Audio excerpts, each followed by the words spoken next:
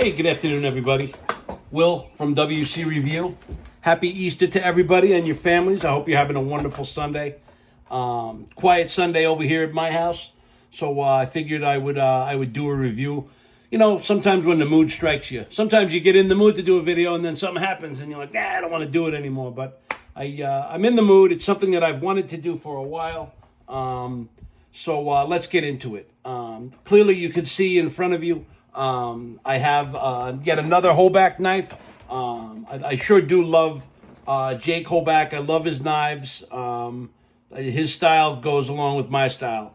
So again, you guys, most of you have seen the boxes and stuff. For those of you that haven't, here is the box that the knife comes in. It's a wonderful box. From what I understand, doing a little bit of research, Jake likes to give back to the community, and he has, I believe, near his house, blind folks, like blind children and blind people, who make these boxes for him. Now, if someone knows different, correct me if I'm wrong, but I do remember reading that. I just think it's a nice touch. But you get a nice sliding box. Everyone pretty much knows the deal. It comes with the goodies. I don't know why he doesn't put a picture of the knife that comes in it. Maybe, I don't know. But this is about the Summit, and he's got a Quayback in there. But it's all the details for the Summit. You can freeze it if you'd like. And then the commitment to quality, which is definitely a commitment to quality. You get the tools to disassemble the knife. You get one of these cool morale patches. This one happens to be for the Summit. It's probably a caricature of Jake standing on the Summit with, of course, a Summit in his hand. And then beneath that is a foam cutout of the knife itself. Just a classy way to receive a somewhat pricey knife. They're not cheap. So it makes you, perceived value goes a long way with me and with most people. So there it is. That's the box. Very nice. Now, with that said, here is the knife. It's the Summit. I happen to have chosen the black, I don't know, what is it called? The stonewashed blade with the black DLC stonewashed milled handle. There you go. That's the official name. Now, what's interesting about this knife is it's massive. And for me to say it's massive. However, it doesn't come off that way. Like, here's the knife, right? I mean, it's very futuristic looking, in my opinion. The tolerances, in my opinion, also, like, look at that pivot. It's amazing. Like, if you run your finger over it, you really don't feel any gap. This little piece that's milled out here makes for a nice place for your hand, your fingers to sit. It's got, I don't know, I still don't know where I feel about this, but it's a movable/removable thumb stud. And the knife is on bearings. Let's just go through quick details. The blade is 4.375. Now listen, the cutting edge, that I want to go through it again later, but the cutting edge is as long as the blade. Blade length, 4.375. Cutting edge, 4.375. You absolutely get maximized cutting edge on this blade. Might as well get to it. Check this out. Right? To me, the first thing that comes to my mind is it looks like a chef's knife, right? It's got that triangular shape to it, but there's some science involved here. It's got a beautiful flat grind. I believe it's M390. It is Bowler M390 steel. It's got this fuller cutout here. It's part of it's for the thumb stud to grab onto. I'm sure the other part is weight reduction. But if you look, the entire length of the blade is cutting edge, right? There's no wasted space. And I actually have an example of, and I shouldn't say wasted. It's just different, right? I have a Sniper Blade Works knife where the blade, a third of the blade is not cutting edge, but it's because they put that beautiful choil in there. And that's another day, another knife. But that's something that I compare it to all the time. So back to the Summit. It just feels so good in my hand. It's a narrow knife. It is on bearings, and as you can see, it closes right up. So you really got to be careful because it's also extremely sharp. It's got this swedge across the top, and then like a reverse tanto, it's got a great piercing edge as well. Oddly enough, check this out. Here is the Medford Fat Daddy, right? Big daddy, big mamaluke of a knife, right? This actually is bigger than the Fat Daddy, but it carries much. It's lighter than the Fat Daddy. As you can see, the blade is significantly thinner.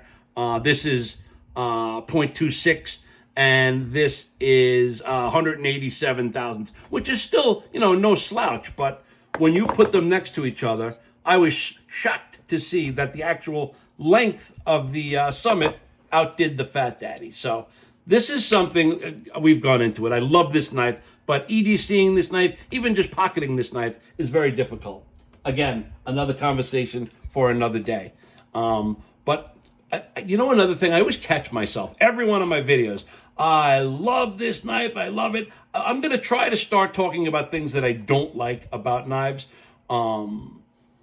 Because not everything that I look at is wonderful and great. So I'll try to be more even keeled instead of just loving everything, because I don't love everything. Like I could take or leave this thumb stud, but I will say that this carries very good in the pocket. The release on the lock is very, very comfortable. The blade opens and closes really, really nice. It's kind of fidgety for me. Even though it's really big, it's a fidget master. Here's one thing I did notice on this knife.